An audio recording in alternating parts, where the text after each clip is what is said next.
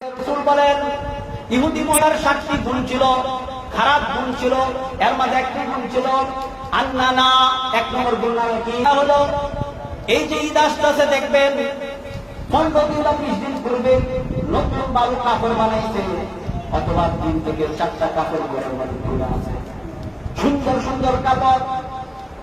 স্বামীর হাতে টাকা নাই, টাকা পয়সা না টাকার পরেও স্বামীকে এমন ভাবে প্রেসার দিচ্ছে যে ঈদ আসতে কাপড় বানাইতে হবে।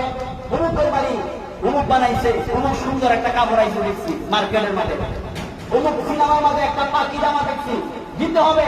আর না দিলে গলার মধ্যে ফাঁস লয়ে পড়া। আসেনি এমন নারী বলছিনি মাত্র ওই গুঞ্জার মধ্যে আছে, সুন্দর কাপড় আছে, কাপড় টাকার পরেও বলে আরো লাগবে, আরো দিতে হবে। প্রেসার দেয় স্বামীকে, অধিক পরিমাণ প্রেসার দেয়।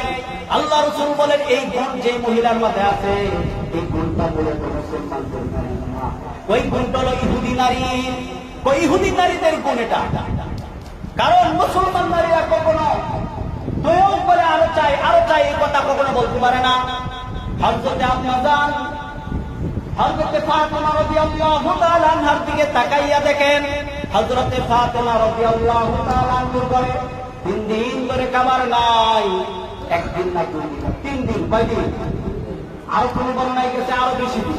সন্তানাদি কাঁদে, রাত্রের বেলায় ক্ষুধার যন্ত্রণায় কাঁদে, আর মা শুধু পানি ডেকে ভিতরে পানি দিয়া চুলার মাঝে জাল জ্বালায়, আর ওই পানির দোয়া দেখে সন্তানাদি ঘুমাইয়া যায়। তখন ঘুমানোর পরে ওই ডেক নামা। এইভাবে একদিন না 2 দিন না 3-4 দিন যন্ত্রণা দেওয়ার পরে আরেকদিন ফাতেমা নিজে চিন্তা করলেন, ও আমার স্বামী, আমার একটা কাপড় আছে, ওই কাপড়টা বাজারে বিক্রি করে নিয়ে আসো। আমার কাপড়ের মাঝে 40টা তালি রয়েছে। আলী রাদিয়াল্লাহু তাআলা বলেন, ও ফাতেমা, তোমার 40 তালি যুক্ত কাপড় কে ক্রয় করবে, কে কিনবে? ফাতেমা রাদিয়াল্লাহু তাআলা বলেন, ও আলী, ও আমার স্বামী, তুমি বাজারে নিয়ে যাও, আর বাজারে নিয়ে ঘোষণা দাও, এইটা ফাতেমার কাপড়, কে আছে তোমরা ক্রয় করবা।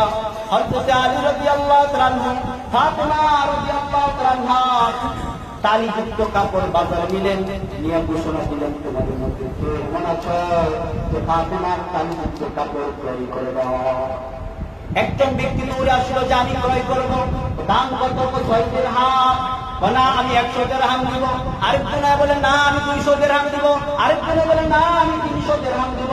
আলী বলেন না না, আমার ফাতেমা বলছে 6 দিরহাম বিক্রি করার জন্য আমি 100 দিরহাম বিক্রি করবো না, 200 দিরহাম বিক্রি করবো না। বলেন যিনি তুমি প্রথম বলছিল 100 দিরহাম, আমি তোমাকে দিয়ে দিলাম, আর আমাকে 300 দিরহাম দিয়ে দাও।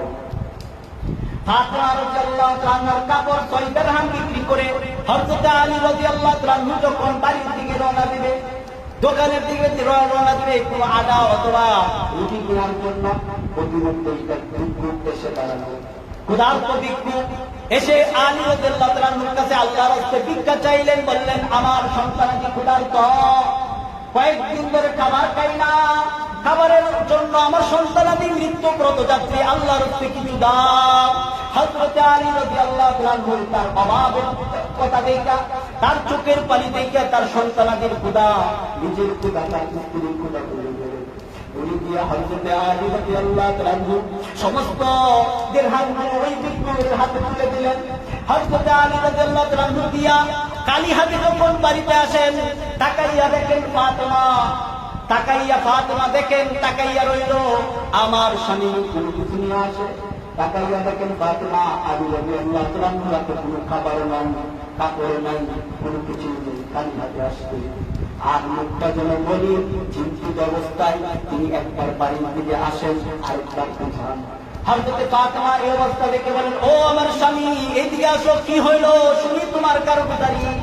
হযরত আলী রাদিয়াল্লাহু তাআলা চুপে চুপে ফাতেমার কাছে আসলে বললেন, ও ফাতেমা, তোমার কাপড় তোমার কথা মতোই 6 দিরহাম বিক্রি করেছিলাম। বিক্রি করে যখন ওই টাকাগুলো বাড়িতে নিয়ে আসতেছিলাম, প্রতিমধ্যে এক ভিক্ষুক আমার হাতে আমার কাছে আল্লাহর রাস্তে ভিক্ষা চাইল। আমি আমার সন্তান, আমার ক্ষুধার কথা, তোমার ক্ষুধার কথা ভুলে গেলাম, ভুলে গিয়ে আমি ওই ভিক্ষুকের হাতে 6 দিরহাম তুলে দিলাম।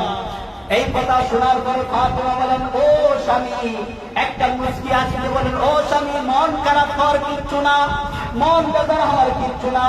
তুমি যদি ওই ভিক্ষুকের টাকা না দিয়া, ওই ভিক্ষুককে যদি খাবারের টাকা না দিয়া, ওই টাকা দিয়ে যদি আমার জন্য, আমার সন্তানের জন্য খাবার নিয়ে আসতে, আল্লাহর কসম ওই খাবার আমি গ্রহণ করতাম না, আমার সন্তানকে দিতাম না ওই খাবার খাওয়ার জন্য।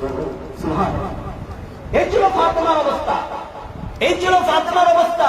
আর আমাদের নারীদের অবস্থা হলো, ঈদের আগে কয়েকদিন আগে নতুন কাপড় বানাইছে, নতুন সিনেমার মাঝে অথবা টিভির মাঝে অথবা মোবাইলের মাঝে ওই পাখি অমুক জামা তমুক জামা দেখছে, ও অথবা পাশের বাড়ির কোন ব্যাগ অথবা অমুক জাল অমুক কাপড় বানাইছে, ওই কাপড় বানানোর জন্য স্বামীকে বারবার ফেরা দেওয়া। এই রূপ যার মাঝে আছে, রাসূল বলেন এই নারীটা ইহুদির সাথে জাহান্নামে যাবে, ইহুদি মহিলার সাথে জাহান্নামে। এই হলো এক নম্বর গুণ, তার নাম হলো আন্নানা। দুই নম্বর গুণের কথা বলেন মান্নানা। দুই নম্বর গুণ হলো মান্নানা, স্বামীর এক কুটা দেওয়া। মান্নানা মানে স্বামীর কি দেওয়া? কুটা দেওয়া। বলে তুমি কি আমার কাছে ছিল? এই যে কাঠটা আমাদের মনে হচ্ছে কার কাঠটা, তো বাহাদুরি করে যে কাঠটা ধরে কাঠটা লাগায়। এমন বহু স্বামী স্ত্রী আছে, বাবার বাড়ির জিনিসের কুড়া দেয়, বাবার বাড়ির ধন সম্পদের কুড়া দেয়, কোনো কিছু দিলে ওই জিনিসের কুড়া দেয়, স্বামীকে কুটা দেয়। অর্থাৎ স্বামী যদি তার বাবাকে মাকে কোনো কিছু দেয়, ওই জিনিসের কুটা দেয়, অথবা তার মাকে কুটা দেয়, অথবা স্বামীর বাবাকে কুটা দেয় খাবার দিয়া। মানে স্বামীর মা বাবারে কুটা দেওয়া কি স্বামীর কুটা দেওয়া না? অবশ্যই স্বামীর কুটা দেওয়া। ওই গুণটা যে নারীর মাঝে আছে, রাসূল বলেন সে তাহাজ্জুদ করতে করতে, ইবাদত করতে করতে যদি কোরবানি ফেলে, তারপরও সেই মহিলাটা ইহুদি মহিলার সাথে জাহান্নামে। এরপরে 3 নম্বর গুণের কথা বলেন হান্নানা। হান্নানা হলো স্বামীর খেদমত করে না, বরং স্বামীর দ্বারা উল্টা খেদমত করা। স্বামীর তো খেদমত জীবনে করে না, বরং স্বামীর দ্বারা উল্টা খেদমত করা। 4 নম্বর গুণ হলো কান্নানা। স্বামীকে বলে আমি অমুকের মেয়ে, আমি চেয়ারম্যানের মেয়ে, বা আমার বাড়ি অমুক জায়গায়, তুমি আমার সাথে তেরিবেরি করলে ওই জায়গার মাঝে ধরে তোমার গুড়মুড়া খাওয়াবো। 5 নম্বর গুণ হলো হাত্তাকা। স্বামীর পছন্দকে নিজের পছন্দ মনে করে না। মনে করেন অনেক স্বামীরা দোকানে গেছে, একটা কাপড় তার চোখে লাগছে, যে মনে করতেছে এই কাপড়টা দিলে আমার স্ত্রী যখন নেই, তাহলে আমার স্ত্রী পড়াইলে হ্যাঁ খুব সুন্দর দেখা যায়। কাপড়টা কিনে আনছে, তখন ওই স্বামী কাপড়টা আনছে, কাপড়টা পছন্দ পছন্দ আর বিচার পাইলাম। এমন নারী আছে যারা হ্যাঁ যদি 5 টাকা দামের কাপড় আনা হয়, 5 টাকা বানানো হয়, আলহামদুলিল্লাহ আলহামদুলিল্লাহ। এমন নারী আছে 1000 টাকাতে কাপড় আনলেও নিজের হাতে মার্কেটে টাকা না দিলে স্বামীর 1000 টাকার কাপড়ের দাম পছন্দ হয়। তো এই নারীগুলো পছন্দ যারা নিজের হাতে মার্কেট করে। এই যে গতকালকে একটা আয়াত দেখলাম, পুরুষরা ক্লান্তি অবস্থায় মসজিদের মাঝে ঘুমা, আর মহিলারা রোজা অবস্থায় ক্লান্তি না মার্কেটে ভিড় জমা। আশীর্বাদ দেখেন মহিলার জন্য খারাপ ভালো যায় না।